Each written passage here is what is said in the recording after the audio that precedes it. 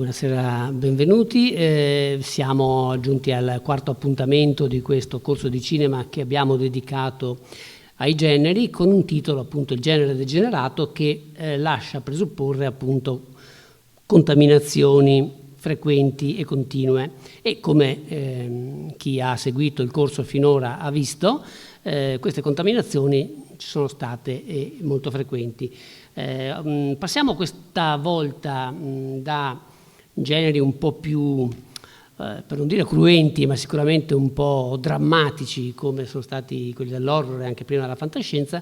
Questa sera, con il divino garbo, parliamo di commedia, e di un certo tipo di commedia di cui poi sentiremo dal nostro relatore, che è Adriano De Grandis. Adriano De Grandis a lungo è stato giornalista del Gazzettino, tuttora collabora, responsabile delle pagine culturali, come diversi di noi ha partecipato attraverso il sindacato nella selezione della settimana della critica, quella riservata alle opere prime all'interno della mostra del cinema.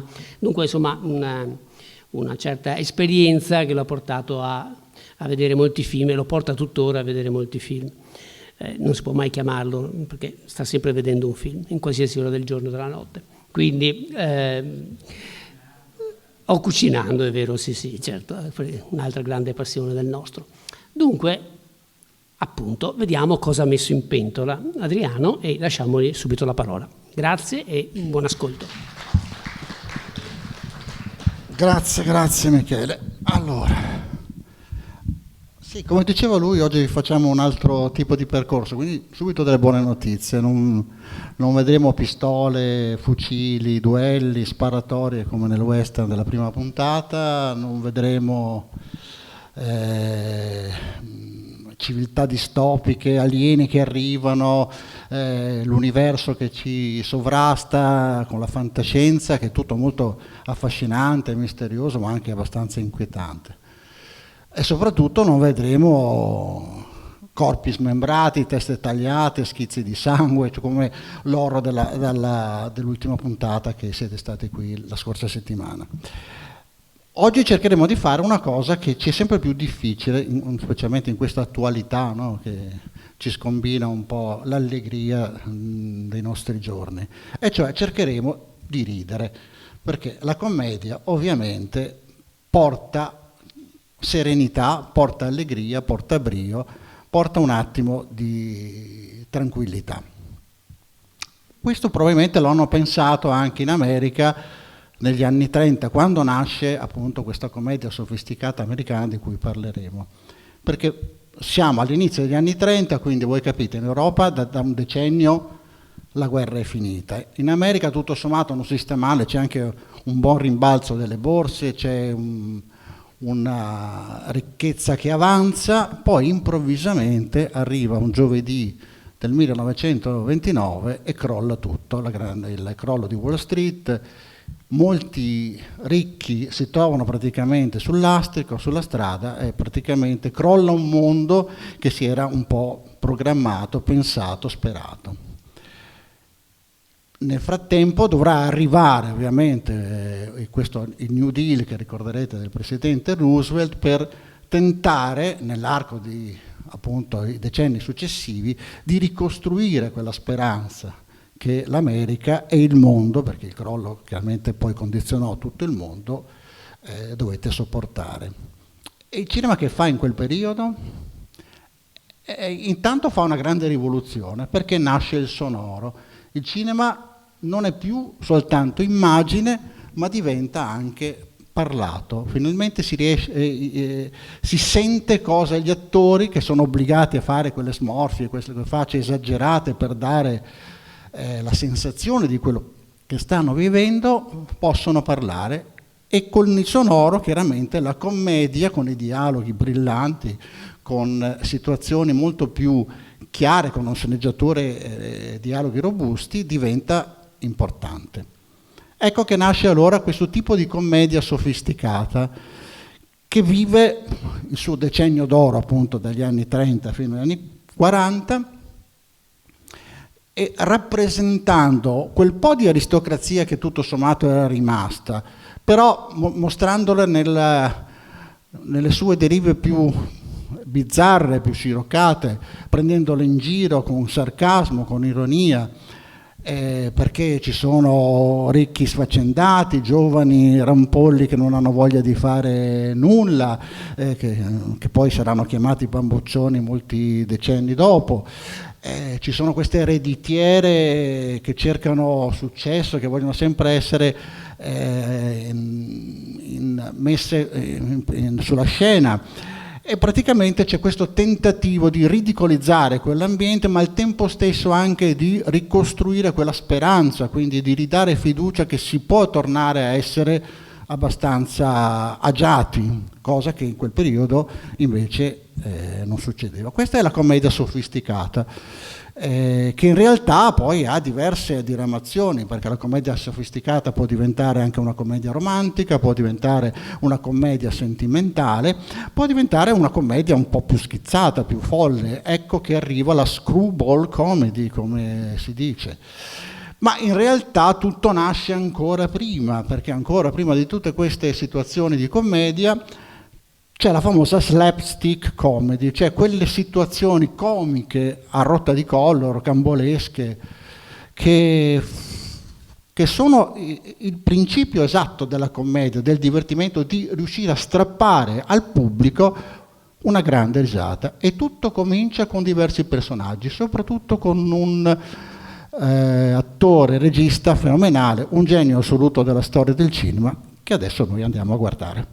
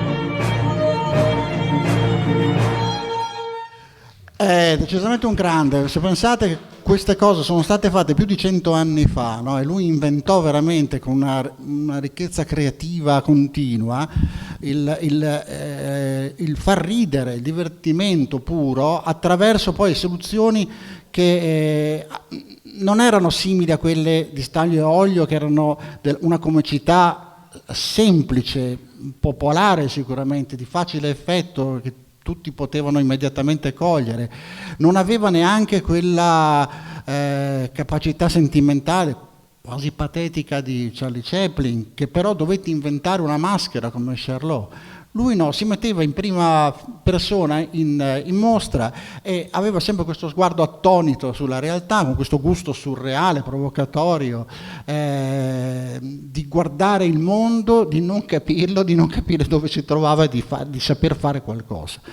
Come dicevo prima, questo è l'inizio. Da questa situazione, con il sonoro che diventa fondamentale per Hollywood, si passa a una commedia molto più strutturata, con dei personaggi, con dei dialoghi, con tutto quanto. Il cinema non si dimenticherà ovviamente della difficoltà di quel momento. Questa è la parte che doveva essere quasi l'antitesi di quel momento drammatico, perché avremo anche negli anni 30 e 40 ovviamente il grande risveglio del cinema, del gangster movie, e soprattutto del noir, che rappresenterà appunto la faccia opposta alla commedia sofisticata. Vi dicevo prima della Grande Depressione, di cogliere gli elementi essenziali. Il primo film che vediamo è un film di La Cava, che è un regista americano che veniva dal disegno animato, dall'animazione, ed è uno dei più belli secondo me in assoluto tra le commedie. Si chiama L'Impareggiabile Gottfried. Ci sono William Powell e Carole Lombard, ma soprattutto c'è una storia molto divertente. Adesso voi la vedrete, poi vedete 3 clip e poi ne parliamo. L'impareggiare di Gottfried. Fare scabroso. Restate qui voi, gli parlo io. Ma questo non è gioco! Vi ho portato io qui! Siamo arrivati prima noi. Fa sempre così quella! Buonasera. Buonasera. Ci sta a fare $5. Ah, che diamine ha detto? Se vuol guadagnare $5. $5? $5.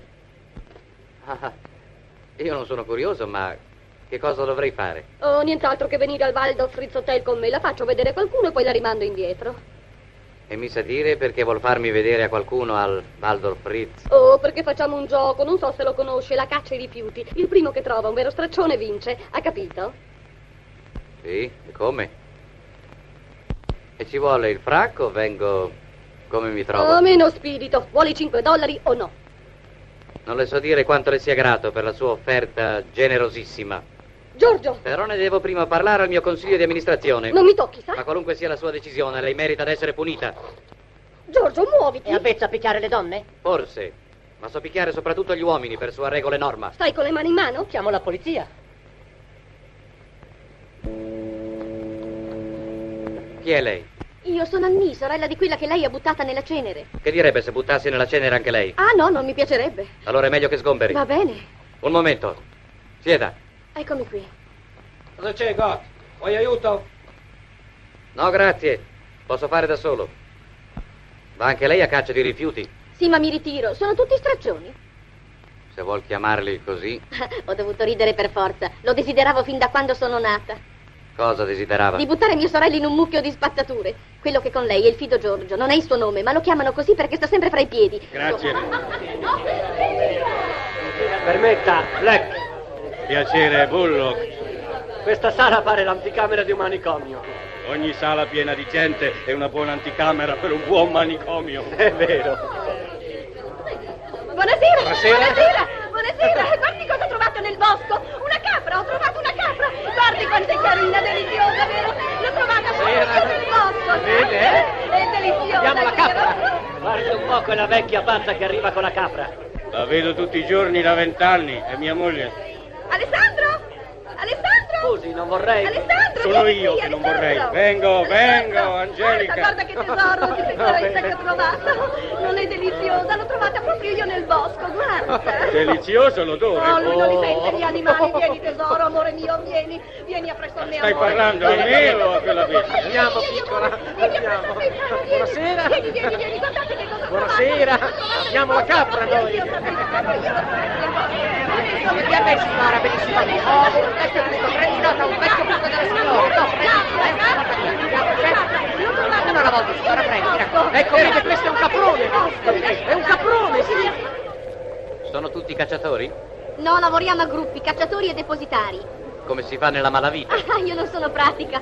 Dove mi porta? La porta al comitato, se non le dispiace. Ah, non ne vedo l'ora. Un momento.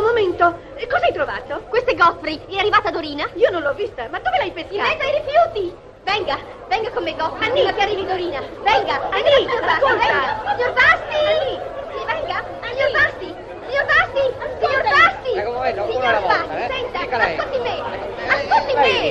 Signor Basti! Come sono prima io, Signor mi Basti! Questo è Godfrey, un vero straccione! sono prima io, Signor te. Godfrey, Godfrey, Insomma. si chiama Godfrey. L'ha trovato lei? Signore e signori, prego, calma, silenzio. Abbiamo trovato un vero straccione. Le rincresce venire sulla piattaforma. Vuol salire sulla piattaforma, Godfrey?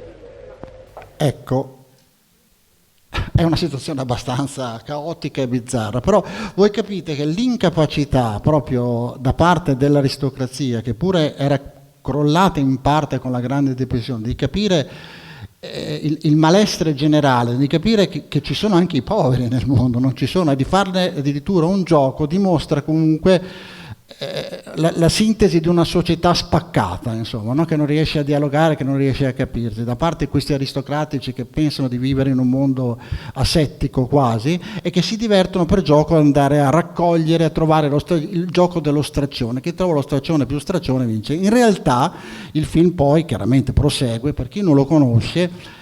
Godfrey, c'è lo straccione portato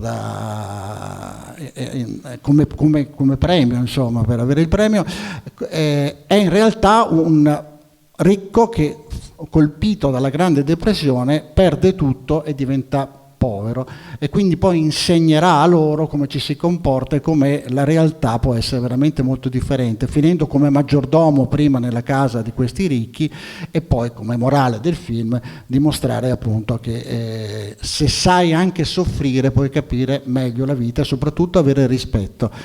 Comunque è una commedia molto divertente. Se parliamo di commedia sofisticata, è chiaro che ci viene in mente subito un regista importante come Ernst Lubitsch, perché di Lubitsch poi si coniò quel famoso detto, il Lubitsch touch, il tocco di Lubitsch, perché aveva un modo suo molto particolare di raccontare, di disegnare i personaggi, di descrivere quelle situazioni veramente all'estrema conseguenza proprio di una società che non capiva bene cosa faceva e se ne fregava un po' di tutto. Avete visto sicuramente Partita 4, Mancia Competente, ma soprattutto vi faccio vedere due film di Lubitsch, che era un tipo un po' bizzarro, perché lui sembra che per molto tempo volesse far pensare tutti che era viennese, perché forse Vienna dava un tocco magari di più aristocrazia. In realtà lui nasce a Berlino ed è sempre stato berlinese. E il primo film che vediamo ci richiama anche al titoletto che abbiamo fatto noi di questa puntata, che è Divino Garbo, un po' perché la Garbo era la divina e un po' perché ci sembrava giusto che chiaramente un'attrice che era nata appunto col muto, era diventata molto importante, poi col sonoro, vi ricorderete, quando la Garbo parlò per la prima volta c'era lo slogan lanciato Garbo Talks, la Garbo parla, e qui ovviamente succede un'altra cosa, perché la Garbo passava sempre questi personaggi magari che erano un po' tristi, un po' lei di bellezza assoluta ma comunque mai ridanciana, e invece in questo film finalmente ride, e come si disse la Garbo ride, lanciarono lo slogan, perché già a quell'epoca si facevano queste cose, la Garbo parla, la Garbo ride. Ninocca, e poi parliamo. Sentite queste. Due tipi guardano la luna. Uno dice all'altro: è vero che la luna è abitata? L'altro dice: sicuro, ha 1 miliardo di abitanti? Il primo dice: ma come staranno stretti all'ultimo quarto?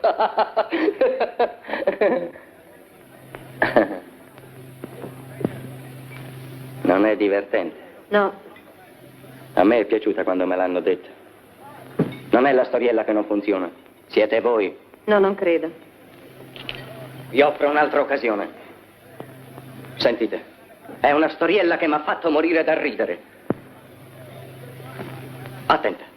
Un signore entra in un caffè. Si siede e dice: cameriere, una tazza di caffè senza panna. Dopo un po' il cameriere torna e dice: mi dispiace, la panna è finita, devo portargliela senza latte. Buona, Non ridete, eh? No. Eppure è buffa. Quelli a riso a crepapelle. Forse non l'avete capita. Ve la dirò di nuovo. Un uomo entra in un caffè. Chiaro fin qui? Sì. Meno male. Si mette seduto e dice al cameriere: seguite, no? Sì. Oh, fin qui niente da ridere, ma aspettate. Dunque dice: cameriere, una tazza di caffè. Dopo un po' il cameriere torna e dice: mi dispiace, ma il caffè è finito. Ah, no, mi avete fatto confondere. Dunque si mette a sedere e dice: cameriere, portatemi una tazza di caffè. Ah, ecco, cameriere, una tazza di caffè senza panna. Dopo un po' il cameriere torna e dice: mi dispiace, signore, la panna è finita, vuole invece un bicchiere di latte? Ah, non avete spirito. Neanche una briciola. Non avete il senso dell'umorismo. Lì morivano da ridere e voi no.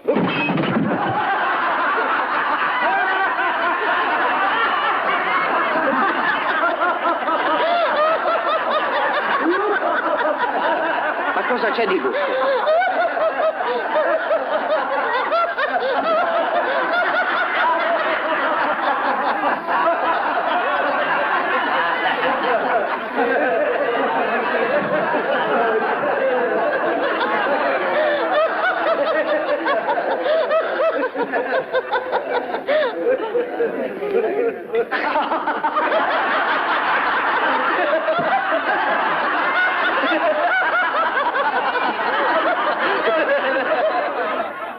Questa risata prolungata liberò quindi questa attrice dei suoi ruoli. Vedete che proprio Lubitsch gli concede veramente molto tempo per lasciare il segno, no, di questo suo cambiamento radicale, improvviso. La Garbo sa anche ridere. In realtà poi il film è molto più complesso perché c'è tutta una storia sovietica, spionaggio, eccetera. Cioè diventa praticamente, con tutte ovviamente le leggerezze del caso, una critica sul comunismo, ma anche, perché poi il film avrà anche altri risvolti, una critica sullo stile occidentale, quindi sul capitalismo, e praticamente prende un po' in giro sia il comunismo che il capitalismo.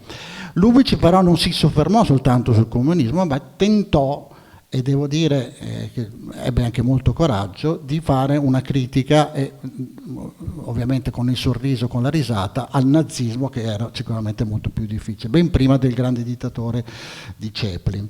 Il film è Vogliamo vivere, che poi sarà rifatto successivamente anche più avanti con Mel Brooks, che era Essere o non essere, proprio perché Essere o non essere, in realtà siamo nella Polonia del 1939, prima che Hitler invada la Polonia, e questa compagnia di teatro deve mettere in scena ovviamente l'Amleto.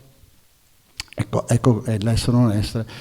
E piomba ovviamente invece Hitler nella città, a Varsavia, mentre c'è questa rappresentazione, questo tipo di rappresentazione, e la rappresentazione vuole anche essere una rappresentazione di Hitler a Varsavia, quindi il teatro che si fa anche verità, insomma, di storia.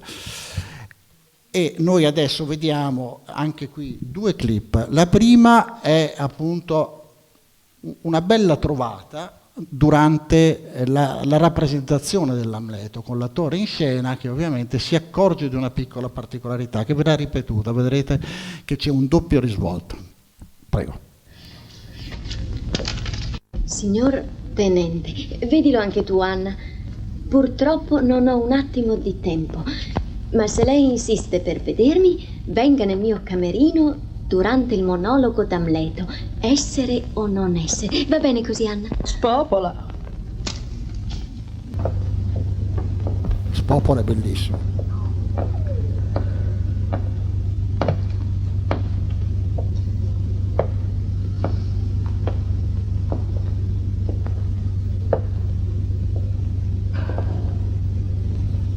Essere o non essere?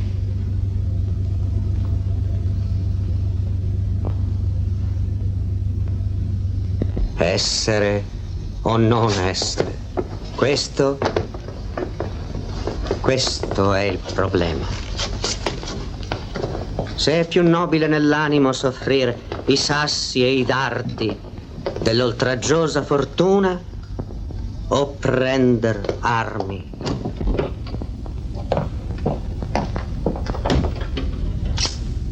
La ringrazio molto di avermi ricevuto. Se lei sapesse quanto ho sognato questo momento. E ora forse che delusione. Oh, signora. Si accomodi. Grazie.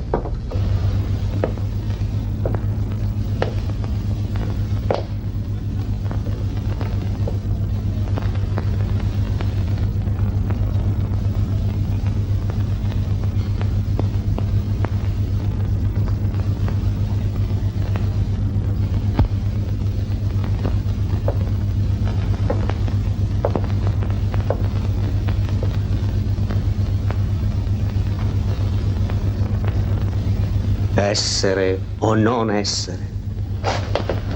Questo. Ecco, vedete, allora, qui c'è tutta la grande abilità di un grande regista, di un grande sceneggiatore come era Lubitsch.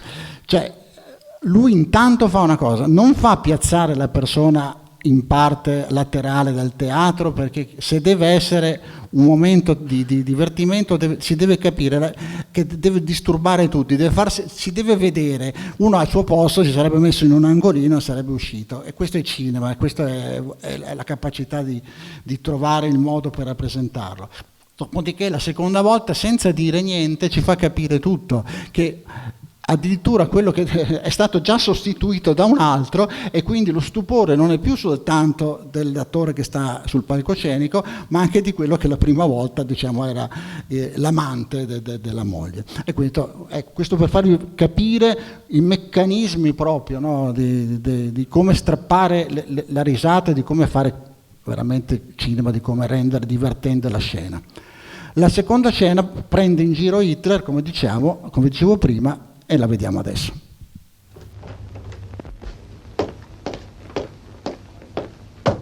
Heil Hitler! Heil Hitler!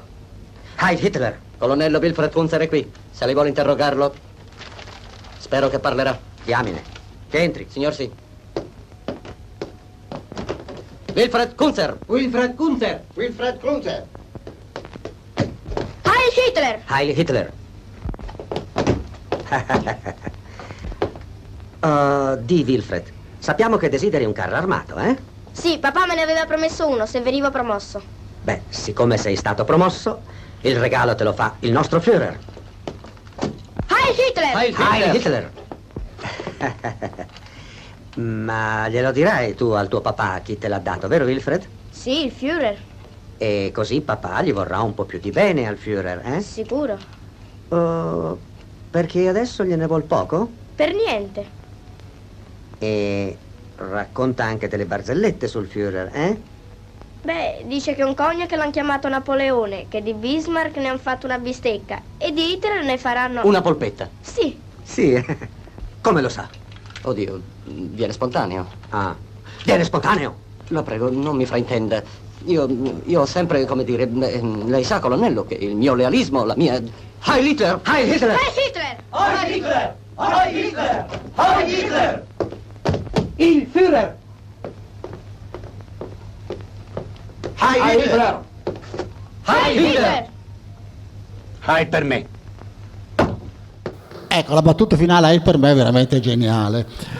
La ripetitività di questo Hitler chiaramente diventa una farsa, diventa grottesco, quindi riesce una cosa drammatica, tragica, no? Questo saluto che poi insomma è l'emblema di tutto il nazismo, chiaramente lo mette in farsa e certamente vedete che la ripetitività coglie nel segno.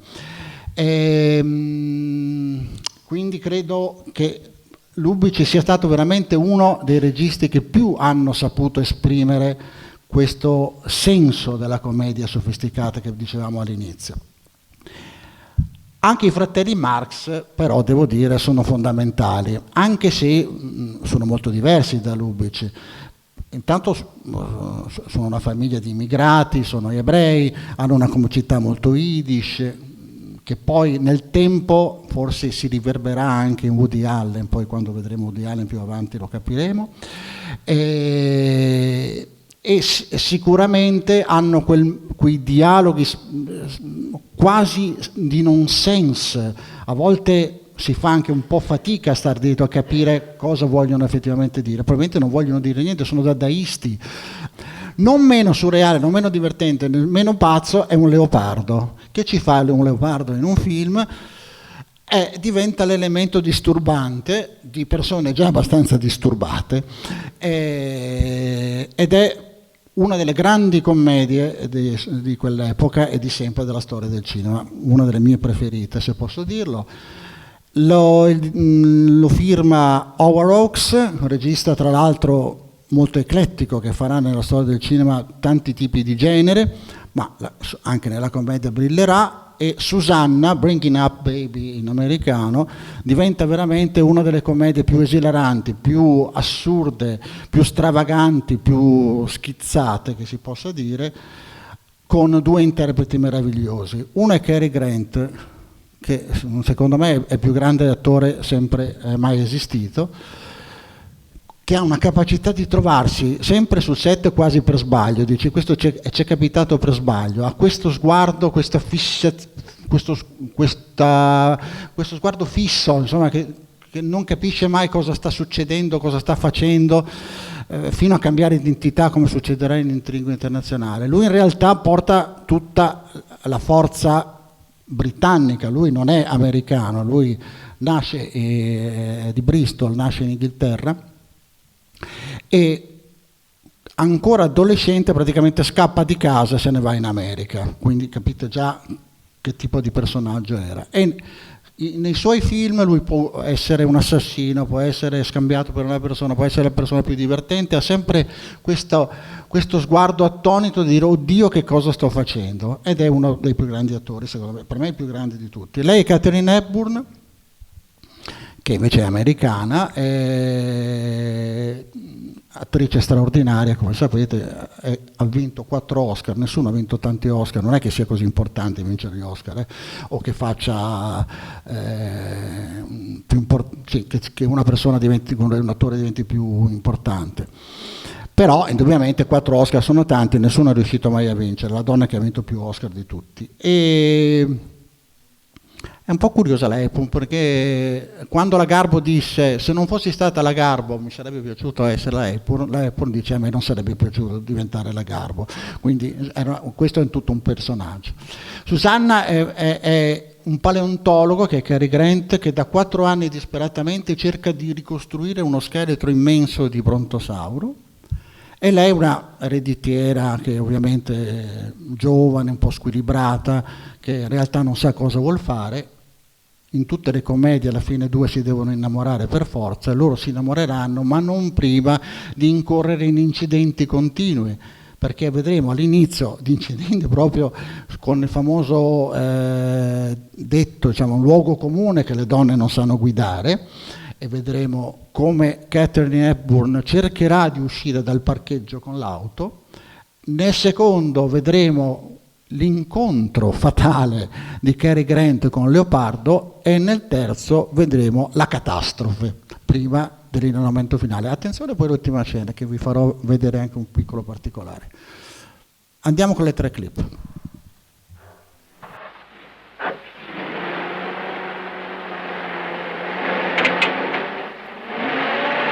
Ehi signore, non è la sua macchina quella! Ehi! Ehi! Ah. Ancora un attimo solo, signor Peabody! Ehi!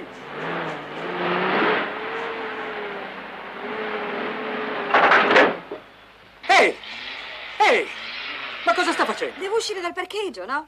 Ah, salve! Ma questa è la mia macchina! Allora le dispiacerebbe spostarlo un po'? No, la mia macchina è questa. Ma sì, ho capito, d'accordo. È sufficiente che la muova di 1 metro e sono a posto. No, guardi che forse si è sbagliata. Deve essere questa la sua. Come ha detto? Ho detto che se la sposta anche di 1 solo metro sarò in grado di uscire. Mi scusi tanto, ma ho una fretta terribile. Ah, lei vuole che io sposti la sua macchina? Sì, se non le secca troppo. Sì, naturalmente, ma è molto gentile da vada parte piano sua. però con quella, Sì, non si preoccupi. Ehi, ma che cosa fa? Mi sono messa in posizione per uscire. Sì, vabbè, ma stia più attento. Non dubiti. Mi dia lei il via. Certo, d'accordo. Posso andare? Sì, così va bene. Vado. Pure. Vado. Piano! Ma guardi cosa ha fatto. Non importa, sono assicurata. Questa è proprio l'ultima cosa che mi interessa. Lasci stare, la porto fuori io. No, ma no, non ne vale la pena, tanto è un vecchio catenaccio. Vuole capirla sì o no che questa è la mia macchina? Vuol dire che questa macchina è sua? Sì, signora. La palla è sua, la macchina è sua. C'è qualche cosa a questo mondo che non è sua? Sì, grazie a Dio, lei. Vabbè, se la prende. Ma, mia cara signora, io non me la prendo affatto. Io voglio solo e unicamente giocare a golf. E le pare che un parcheggio sia il posto più adatto per giocare a golf? Vuole scendere dalla mia macchina? Vuole scendere dal mio predellino? Ma questo è il mio predellino! Allora ci rimanga, se le fa piacere. No, momento, fermo! Ma che cosa crede lei? Non ho mica tempo da perdere io, sa? Mi faccia scendere. C'ho un solo mezzo per scendere, sa? Non so saltare. Devo pensarci prima. No, professore! Torno subito da lei, signor Peabody, un attimo! Susan! Apra! Susan! Susan, sono io! Sì, eccomi. Apra! Susan! Sì, David. Ma sta benissimo. Sì, sto benissimo. Allora ha mentito. No, voglio dire solamente un po', Con quella ridicola storia del Non è una ridicola leopardo. storia, il leopardo c'è. E allora dov'è di là adesso? in bagno. Non ci credo, lei mente. Ma mi deve credere, è la verità. Sono già stato vittima delle sue morbose fantasie e non intendo Ecco, così impara a non credere alla gente. Susan, lei deve lasciare questo appartamento. Ma David, non posso, ho un contratto. In ogni modo lei deve liberarsi di questo coso, ci penso io. Ma è assolutamente innocuo. Che cosa vuol fare? Chiamo lo zoo. No, David, per carità, non faccia una cosa simile. È un cucciolo e starebbe malissimo allo zoo. Senta, Sì. È una lettera che mi ha scritto mio fratello. Cara Susan, ti mando Baby. Baby è lui. È un leopardo di 3 anni che ho catturato io, te lo raccomando. È buono come un gattino e gli piacciono molto i cani. Non capisco però se gli piacciono perché se li mangia o perché gli sono simpatici. Inoltre gli piacciono le canzoni e soprattutto io non posso darti che l'amore, Baby. Ma è assurdo. No, è la verità, guardi. Questa è la cosa più stupida che mi sia mai capitata. Lo so che è stupido, ma è vero che adora questo motivo. Ma cosa vuole che mi importi se l'adora o no? È strano che gli piaccia questa vecchia musica, ma forse chissà, laggiù dove... Senti? No, la smetta, Susan, Su, andiamo. lasci che glielo faccia vedere. No, Susan, ferma, non mi interessa. È vero che ti piace Oh, tanto questa ma canzone, questa che Baby? roba. Oh. Ecco, vedi che va vicino al grammofono a sentire la musica. Che carino. È veramente straordinario. Non le pare, David? Susan, se portassimo il grammofono di là, ci andrebbe anche lui? Ah, certo, ma qui in questa stanza la musica la sente molto meglio. Oh, Dio, viene qui. No, pusso via, ti ho detto, via. Bisognerebbe farla andare di là. No, Susan, non mi piacciono i leopardi. Faccia conto che sia un grosso gatto. Non mi piacciono neanche i gatti. Stia fermo, David, non sia nervoso. Ma non potrebbe fare stare fermo lui? Andiamo, come vuole che si possa far star fermo un leopardo? Faccia qualcosa, Susan, fermi il grammofono. Ecco, insomma, alla fine ci si innamora comunque, perché il lieto fine ci deve essere, anche se passa attraverso situazioni veramente catastrofiche come in questo caso qui. Le commedie sentimentali, ce ne sono tante, anche all'interno delle commedie sofisticate che abbiamo visto c'era sempre una traccia comunque di interesse amoroso, di due che devono alla fine comunque trovare il modo per diventare una coppia. In realtà si poteva parlare velatamente dell'amore e soprattutto del sesso. Poi voi sapete che poi c'è stato un lungo periodo in cui il codice ACE praticamente vietava nudità, qualsiasi riferimento alla sessualità molto forte, quindi bisognava in tutte le maniere tentare di narrarla senza farla vedere, farla capire, farla intuire. Uno dei film che forse ricorrono di più a questo stratagemma è Accadde una notte.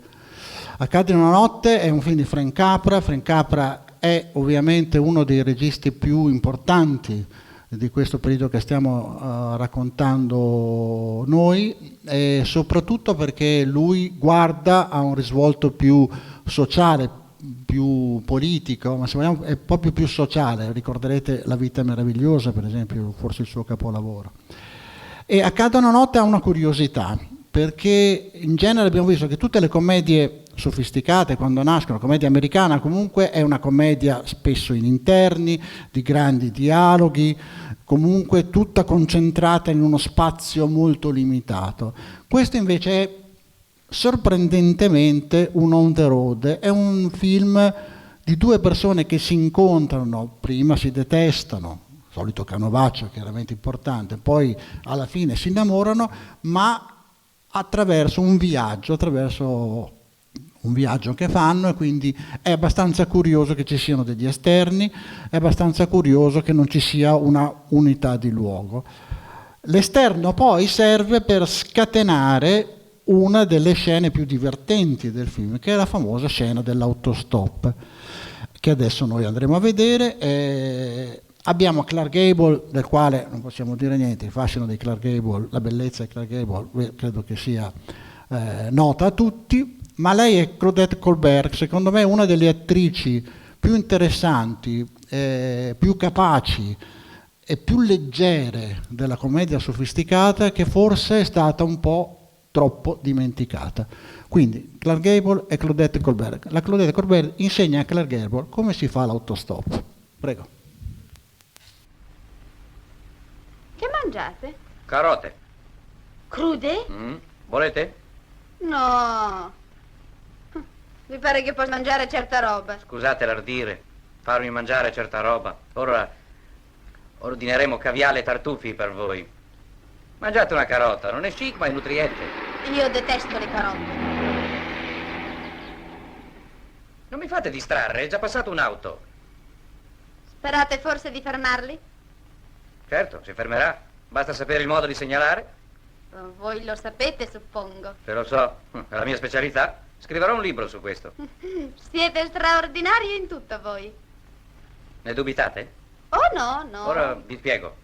Il segreto è nel dito. Ecco, se fate così, sbagliate. Siete rovinata. Povera me. Il dito rivela la psicologia del viandante. Ecco, un dito che sa il fatto suo, Movimento breve, disinvolto, e significa che avete denaro, che potete pagare la benzina. Ecco. Pratico. Ecco, dito cordiale, con un sorriso amichevole, vuol dire che sapete delle storielle piccanti. Piacevole compagno di viaggio. Ah, proprio così. Ma ce n'è un altro. Ecco, dito implorante che confida sul buon cuore dell'autista. Uno sguardo pietoso, appassionato. Commovente. È utile avere anche delle lacrime negli occhi. Ecco un'auto. Oh, bene, attenta. Ora vedrete. Osservate attentamente il mio dito, capito?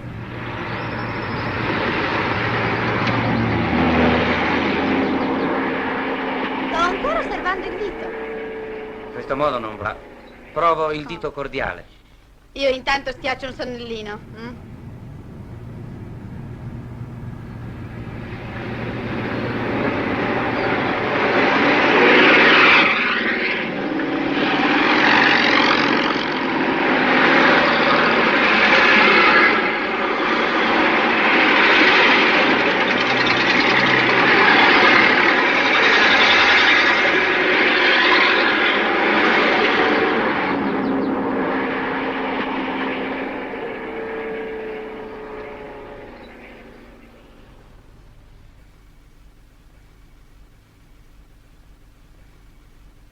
Non capiscono niente quegli autisti. Già, non sono psicologi. Beh, volete che provi io? Voi? Mi fate ridere. Oh, signor Spaccone, lasciate fare a me. Anch'io, sapete, ho il mio metodo.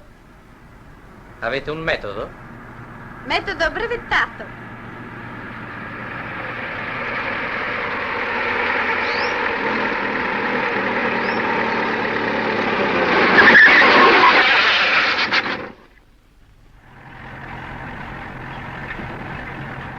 Ecco, avete capito come si fa presto a fare l'autostop.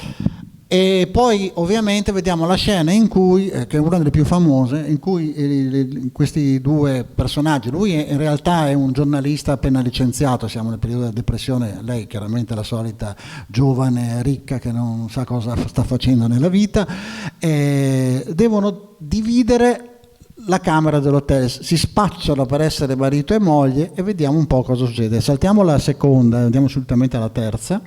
Si spacciano per marito e moglie e devono trovare l'escamotage per dormire assieme, quindi spogliarsi e fare tutto, e non si poteva fare troppo. Vediamo. La camera costa $2 e la pago io, cara moglie. I nostri fondi non ci permettono di avere camere separate.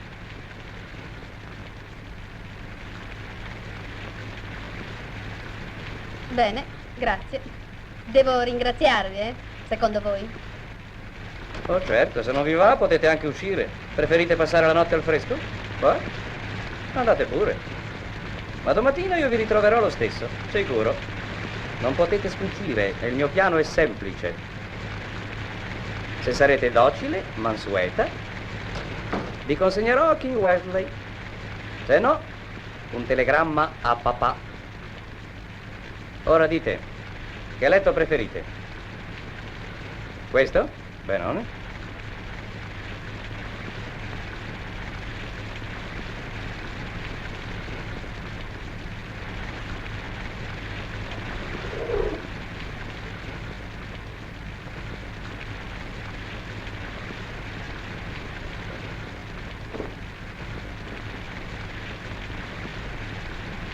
Allora, secondo voi, tutto è a posto? Oh certo. Ora se permettete mi ritiro. Già, io sono molto pudito. Questione di temperamento.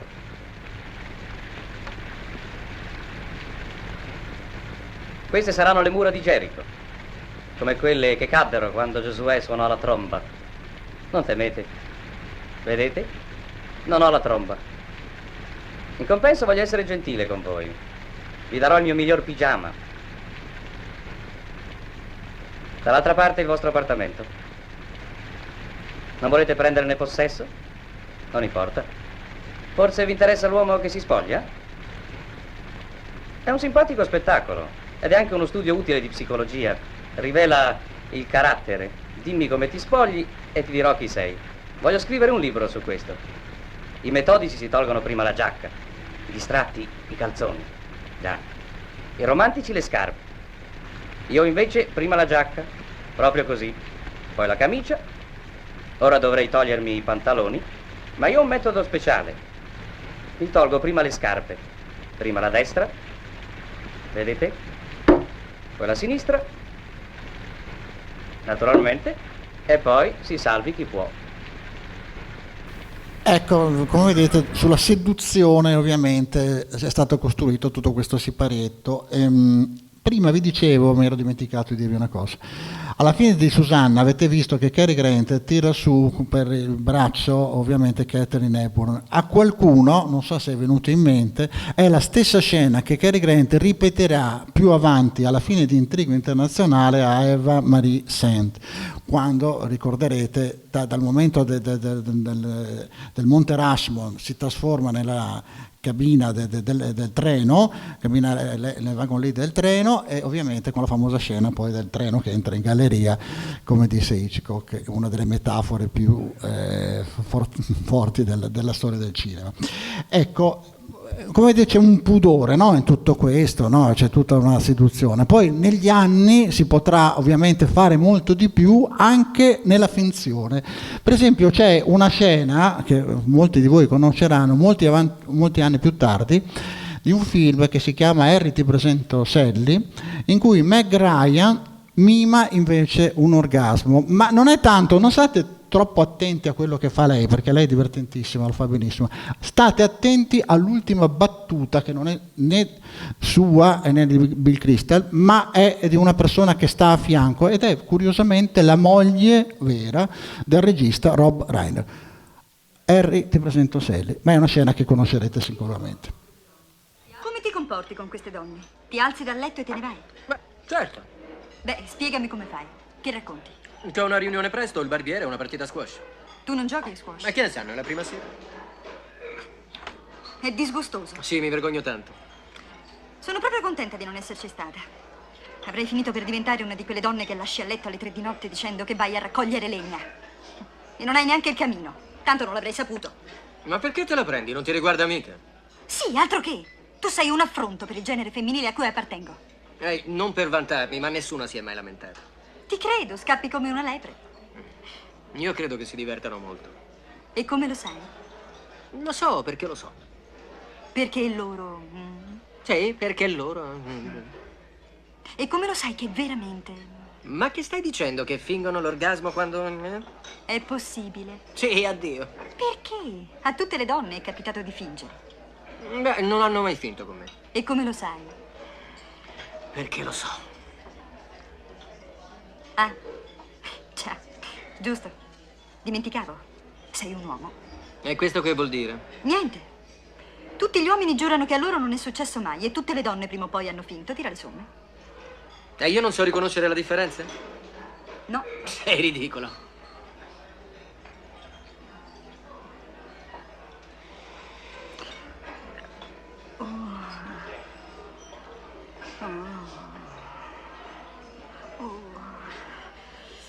Ti senti bene? Oddio.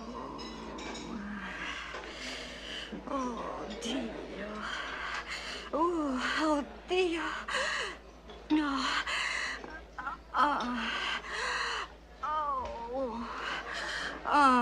Che meraviglia. Sì, sì, sì, così.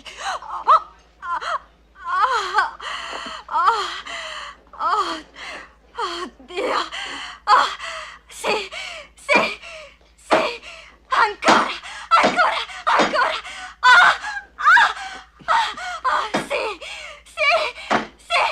Sì, sì, sì, sì, sì.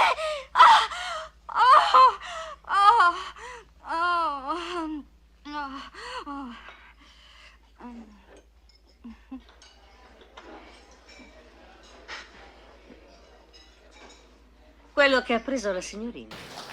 La battuta finale è geniale. Allora, inganni, come vedete, no? Continui. Questo ci riallaccia al prossimo film, uno spezzone molto divertente che vedremo e come vi avevo annunciato prima parliamo di Woody Allen, ma non vorrei parlare di Woody Allen, nel senso che lo conoscete tutti, quindi non ha senso che io continui a parlare a Woody Allen. È tardi? Devo stringere? No, ma il capo qua mi dice che è tardi. Vabbè, uno spritz più tardi, dai. Sì, vabbè, andiamo avanti. Ok, allora, Woody Allen lo conoscete tutti. A proposito di inganni, di falsità, di dire delle cose che non si pensano, di pensare altro mentre si dicono altre cose. Celeberrima la scena di Io Annie. Io parlo del dialogo, ma in realtà penso tutte altre cose, molto più curiose. Io Annie, Diane Keaton e Woody Allen.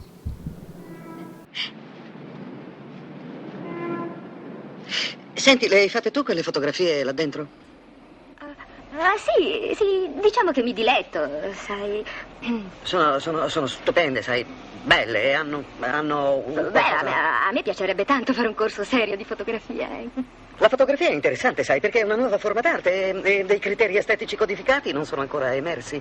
Dei criteri estetici? Vuoi dire per decidere se una foto è buona o no? Il mezzo si immette come condizione della forma d'arte stessa, appunto, è così. Beh, quello che pensano lo vedete nei sottotitoli, no? Sai, per me è qualcosa che io dovete leggere quello sotto perché in realtà è quello che pensano. Su tanto. Sì, comunque, cioè, sono necessari, cioè, dei canoni, cioè, estetici per operare, cioè, in una prospettica. Beh, non lo so, però credo che rischi di far tardi. Sì, sai, devo guadagnarmi il caviale quotidiano. Hai da fare venerdì sera? Io? No. Ecco, forse c'è stata un po' di confusione perché c'è anche il sottotitolo italiano purtroppo, però c'era il sottotitolo di quello che parlavano perché da una traduzione forse bisognava togliere ma era impossibile, e sotto c'era in realtà quello che due personaggi stavano pensando a proposito degli inganni e della falsità. Comunque Woody Allen credo che non sia il caso di prolungarsi troppo, visto che sicuramente lo conoscete molto bene tutti quanti.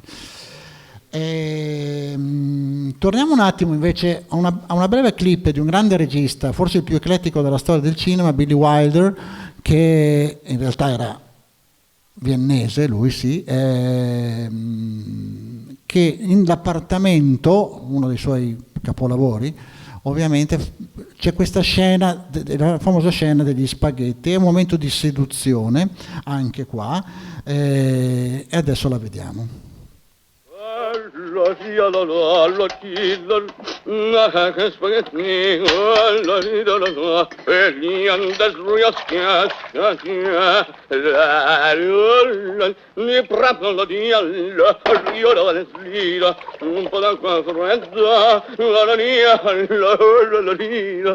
mettiamo per il pranzo? No, venga, come si trova? È proprio bravo con quella racchetta. Dovrebbe vedere che rovescio. Aspetti quando servirò le polpette. Devo accendere le candele. È indispensabile. Nel ramo etichetta. Che sughetto, che polpette, polpette. Che bel sughetto, polpette. Ha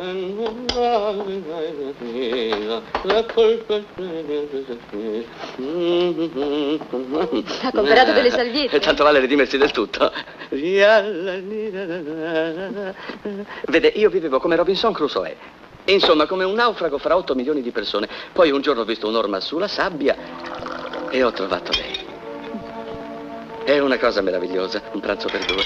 In genere mangia solo. No, qualche volta ceno con Eisenhower, a volte con Billy Wilder o con Perry Como. L'altra sera ho cenato con Greta Garbo, era molto più giovane, allora salute. Salute. C'è anche un'autocitazione, come vedete, del regista. Come si distrugge un set? Basterebbe guardare Hollywood Party, che è un film di Black Edwards. Black Edwards è uno che ha fatto molte commedie, vi ricorderete forse la più famosa, Colazione da Tiffany, e poi si è divertito a fare queste commedie disgraziate un po', insomma, che tutta la serie della Pantera Rosa per esempio, ma in Hollywood Party prende veramente in giro moltissimo quell'ambiente del cinema, quell'ambiente aristocratico, quell'ambiente di giovani che non sanno bene cosa fare, e soprattutto la critica, la satira, il sarcasmo sul mondo del cinema, perché poi alla fine distruggerà completamente il set. Vediamo questa scena che è divertentissima, come si può anche lì senza dialoghi far ridere, e torniamo ancora alla slapstick comedy.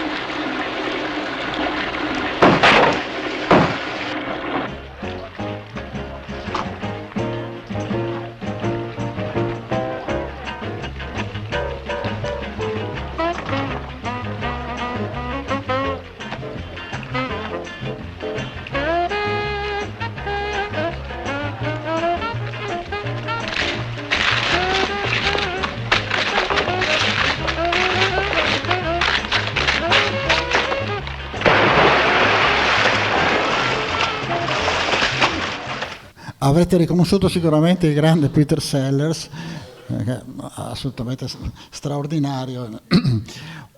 Ultimo aspetto, così poi non ci brontolano, ancora 10 minuti e poi andiamo. A proposito di finzioni, di cose, chiaramente la finzione di genere è fondamentale. Il cinema del travestimento, no? Scatena sempre molta ilarità, molto divertimento. Qui vediamo innanzitutto un Cary Grant travestito da donna per necessità, per salire su una nave per andare finalmente in America. Il film è di Howard Hawks ed era uno sposo di guerra e lui si innamora, lui è un ufficiale dell'esercito francese durante la guerra, si innamora dell'autista che era andata a prenderlo, l'autista donna ovviamente, Anne Sheridan, però quando si innamorano lei deve tornare in America, lui dovrebbe accompagnarla, ma non può perché sulla nave possono salire solo le spose di guerra. E allora vedrete cosa escogitano per salire su. Vediamo la seconda clip di Ero uno sposo di guerra. È semplicemente ridicolo. Catherine, non potresti prenderli almeno dalla criniera? Oh, queste sono delle stupide suscettibilità. Su, mettiti in modo che non vedano che cosa sto facendo.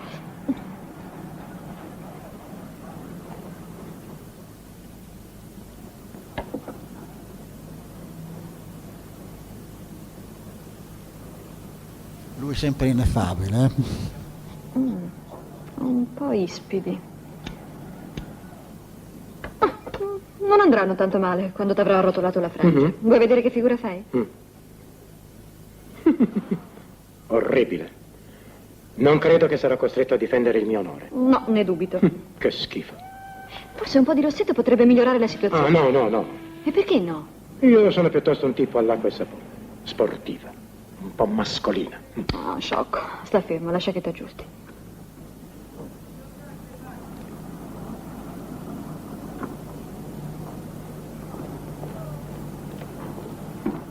Oh, un momento, ho dimenticato una cosa. Cosa? Sai parlare come una donna? Vuoi dire così? È orribile, non sai fare una voce un po' più dolce? No.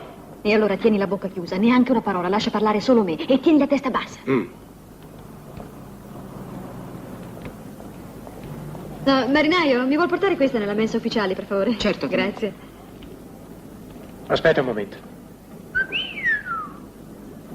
Ehi, lo hai sentito? Devo essere piuttosto seducente. Non essere sciocco, quello era per me. Per te? Naturale. Io lo prendo a pugni quel gagliotto. Henry, ricordati che sei una signora. Ah, già, sì.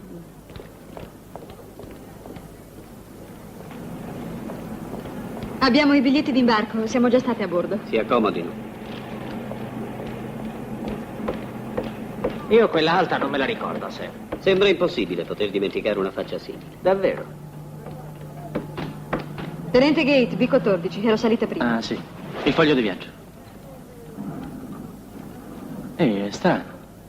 Roshan. Perché non è elencato tra il personale militare, tenente? Non ti sforzare, cara, deve scusarla, ha la laringite. Allora, come diceva? Perché il tenente non è elencato tra il personale militare? Beh, vedi, si è appena sposata. Sposata? Beh, può darsi, ma... Ehi, Ray, vieni qua. Che c'è? Questo tenente è elencato come signore. Perché è registrato come sì? Agli ordini. Perché è registrata come signore e non come tenente? Ha la laringite, non può parlare. E probabilmente non l'hanno registrata come tenente per un riguardo a suo marito. E chi ha sposato? L'ammiraglio Rochard. Chi? L'ammiraglio Rochard. Il nome non mi è nuovo, ma non me lo ricordo come quello di un ammiraglio. Non ha sentito parlare di suo marito. Se lui lo sapesse, Florence, sarà meglio che tu non gli dica nulla. Ma sì che ne abbiamo sentito parlare, Re, dell'ammiraglio Rochard, certo. Sì, mi pare. Si accomodino. Cabina 38, tenente. Rapporto inquadrato ufficiale. Grazie infinite. Andiamo, Florence.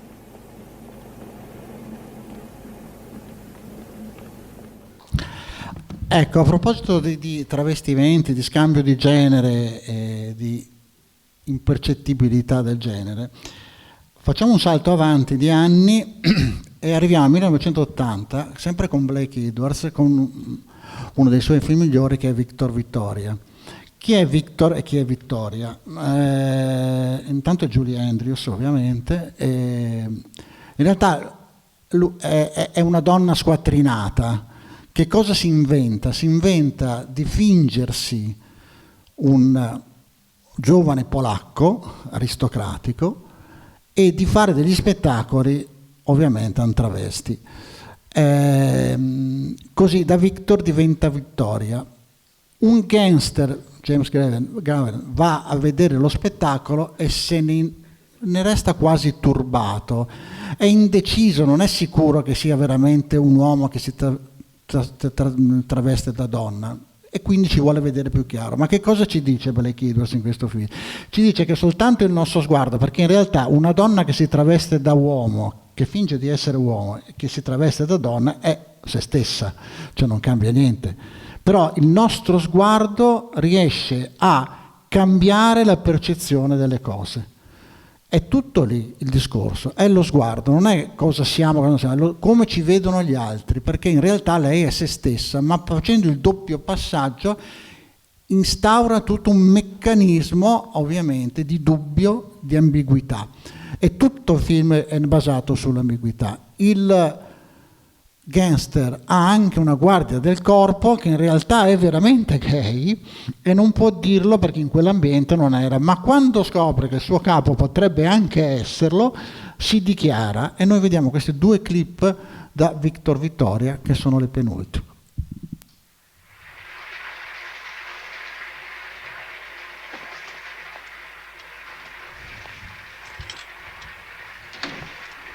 Non c'è dialogo. In questa lui si intrufola nella camera di Vittoria, diciamo, per capire se è veramente una donna oppure se è un uomo che si traveste da donna, e scopre che è ovviamente una donna.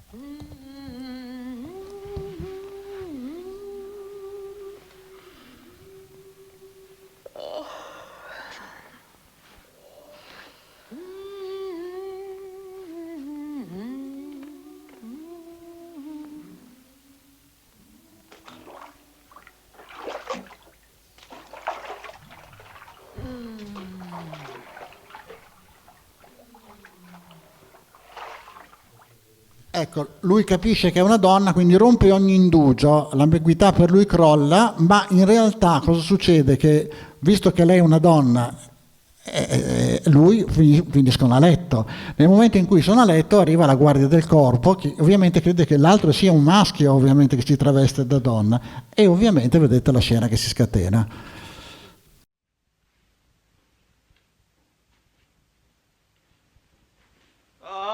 Questa è la guardia del corpo.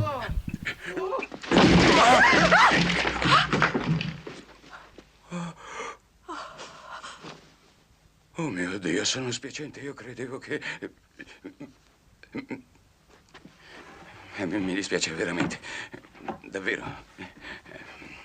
Mi dispiace.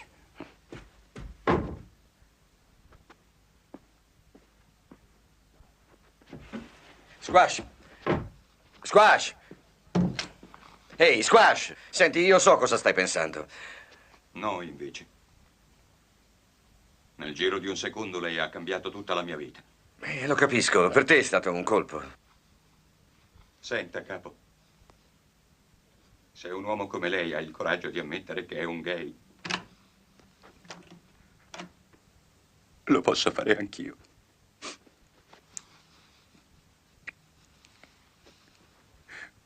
Sapesse come sono felice.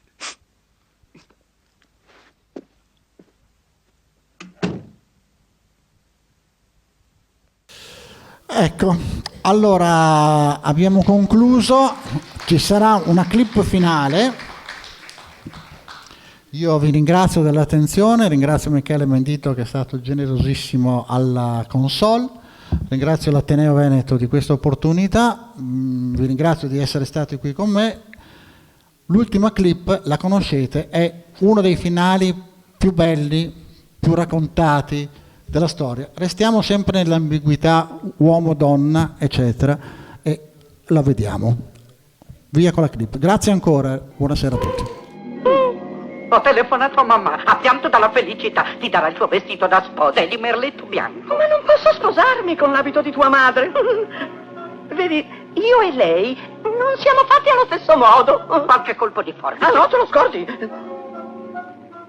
Oswald, voglio essere leale con te. Non possiamo sposarci affatto. Perché no? Beh, in primo luogo non sono una bionda naturale. Non mi importa. E fumo come un turco. Non mi interessa. Ho un passato burrascoso, per più di 3 anni ho vissuto con un sassofonista. Ti perdono. Non potrò mai avere bambini.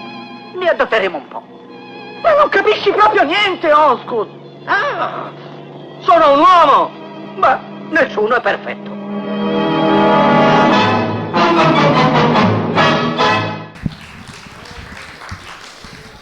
Grazie Adriano, grazie a voi per questa variante.